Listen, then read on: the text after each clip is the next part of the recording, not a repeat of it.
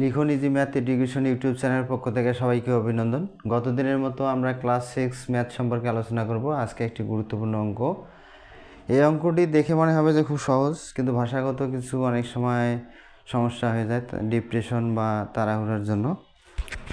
তো আমরা কথা না বাড়িয়ে অঙ্কটি দেখি একটু, যে এখানে ক্লাস 6-এর চ্যাপ্টার 1.2 এর 17 নম্বর অঙ্কটি, যে একটি সমবায় সমিতির যতজন সদস্য ছিল প্রত্যেকে তত 20 টাকা করে চাঁদা দেওয়ায় মোট এখানে 20,480 টাকা হলে 400 তাহলে গেল এত টাকা হলো। এরপর বলছে ওই সমিতির সদস্য সংখ্যা নির্ণয় করো। যেহেতু বলা আছে যে ওই সমিতির সদস্য সংখ্যা, তাহলে আমরা কথা না বাড়িয়ে অঙ্কটি করার চেষ্টা করি। মনে করি ওই সমিতির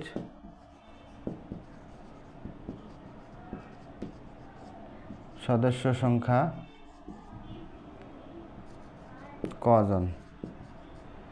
তাহলে আমরা ধরে নিলাম যেহেতু অজানা রাশি, এই জন্য অজানা রাশি ক ধরলাম। আমরা সদস্য সংখ্যা নির্ণয় করো, ক ধরে নিলাম। এখন বিষয়টি প্রত্যেককে তত 20 টাকা করে চাঁদা দেয়। তাহলে প্রত্যেককে তত বলতে এই যে মোট কজ আছে সমিতির যতজন সদস্য সংখ্যা, এখানে দেখো যে যতজন সদস্য সংখ্যা তত 20 টাকা করে চাঁদা দেয়। তো অঙ্কটি যে আগে করছো তারা ভাববা যে ছোট্ট অঙ্ক, কিন্তু এই বিষয়টা ভাষাগত একটু মার্কিং করতে হবে, আমাদের মার্ক করতে হবে যে যতজন সদস্য সংখ্যা কজন তত 20 টাকা করে চাঁদা দেয়। তাহলে আমরা কি করব, তাহলে অতএব প্রত্যেককে চাঁদা দেয়,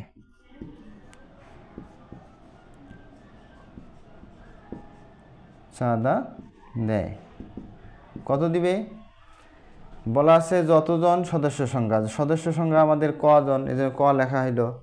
এরপরে তত 20 টাকা করে চাঁদা দেয়, তাহলে আমরা 20 লিখলাম, তাহলে 20 তো টাকা।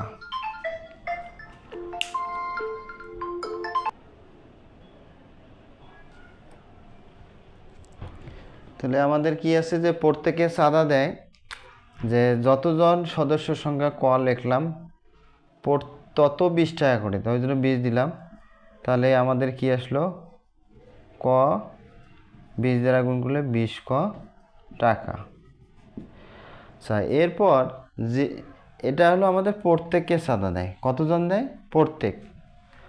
তো এখন বলছে যে তাহলে যেহেতু আমাদের কজন মোট সদস্য সংখ্যা হলো ক, তাহলে একজন যদি এই টাকাটা দেয় অর্থাৎ প্রত্যেককে দেয়, তাহলে কজন কত দিবে।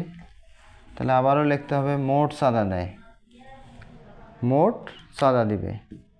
তাহলে মোট চাঁদা দেয়, তাহলে মোট চাঁদা কত হবে, তাহলে আমাদের প্রত্যেককে দেয় হলো 20 ক গুণন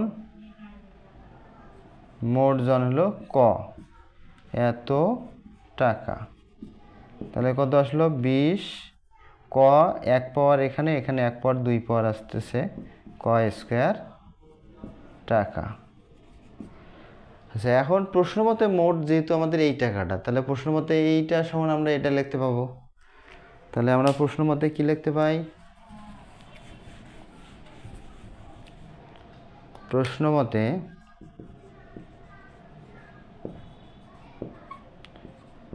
20 48 0, অর্থাৎ এটা আগে না লিখি, আমরা এটা আগে লিখি, 20 ক স্কোয়ার ইকুয়াল 20 48 0। তাহলে যেহেতু আমাদের এখানে প্রশ্ন মতে, সবসময় মনে রাখবো প্রশ্ন মতে কখনোই according to the question we can not use unit. তাহলে আমরা কি করব, যে প্রশ্ন মতে যখন লিখব অবশ্যই একক ব্যবহার করব না বা। তাহলে আমাদের এখানে ক স্কোয়ার রাখলাম, তাহলে 20 48 0, 20টা গুণ আছে এদিক যে ভাগ হলো, তাহলে বা। নর্মালি এখানে আমরা কি করব, 20 কে 20 অর্থাৎ 20-এর মধ্যে 20 একবার, এখন 48-এর মধ্যে 20 কতবার, 2বার, অবশিষ্ট তাহলে 8 অর্থাৎ 80। আর এদিকে শূন্য হবে। আচ্ছা, এটা ভাগ আরেকটু করে দেখি। এই শূন্য শূন্য বাদ গেছে, তাহলে 10 দুগুণ 20। আবার একটু করি অন্যভাবে, এই শূন্য অর্থাৎ 10 দিয়ে কাটি, তাহলে আমাদের কত আসতেছে? 10 দিয়ে কাটলে 2, একে 10 দিয়ে কাটলে আসতেছে 2 0 4 8।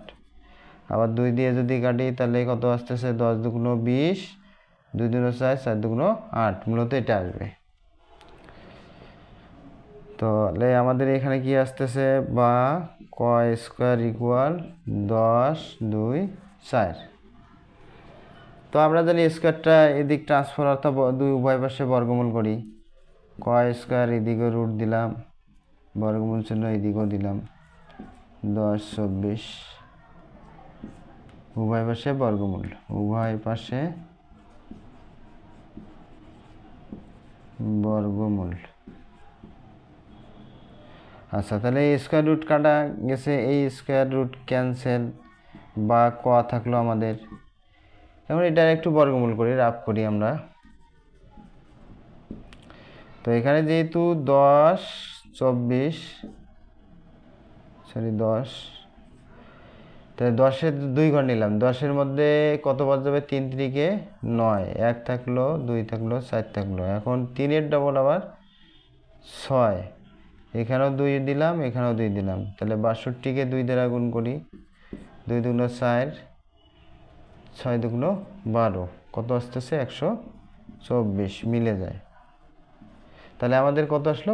32 আসতেছে। অর্থাৎ এটাকে আমরা এখন এইভাবে লিখতে পারি, 32-এর উপরে স্কয়ার দিলাম, স্কয়ার রুট কাটা 32 আসলো। টেপ ক সমান এটা। তাহলে যেহেতু আমাদের মোট সমিতির সদস্য সংখ্যা কতজন এটা নির্ণয় করতে হবে, আমরা ক ধরছি, ক এর মান আসলো 32। তাহলে অতএব বিষয়টা একটু উপরে লিখি, অতএব সমিতির সদস্য সংখ্যা, সমবায় সমিতির সদস্য সংখ্যা 32 জন। তো অঙ্কটি শেষ পর্যন্ত দেখার জন্য সবাইকে ধন্যবাদ। এরপরে কথা হবে অন্য কোনো ভিডিও নিয়ে।